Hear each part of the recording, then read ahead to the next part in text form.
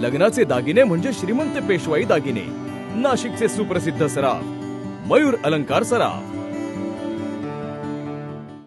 सुरगाणा तालुक्यातील अनुदानित आश्रमशाळा मोहपाडा येथे मुख्यमंत्री माझी शाळा सुंदर शाळा अभियानाअंतर्गत भारतातील विविध राज्यांचा सांस्कृतिक वारसा जपण्यासाठी गुजरात, पश्चिम बंगाल, कर्नाटक राज्यांची वेशभूषा, भाषा, खाद्य संस्कृती, कला, नृत्य सादरीकरण येथील विद्यार्थ्यांनी केले व राष्ट्रीय एकात्मतेचे दर्शन घडवले।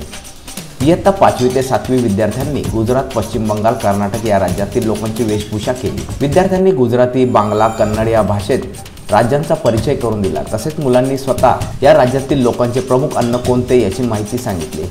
तसेच ढोकळा, फाफडा, जिलबी, मासे, लाडू, दहीवडा, इडली, सांबर, उत्तप्पा इत्यादी पदार्थांचे प्रदर्शनही मांडले। या पदार्थांची चव देखील विद्यार्थ्यांनी घेतली। तसेच दांडिया नृत्य, कर्नाटकी नृत्य, संबळ नृत्य सादर केले।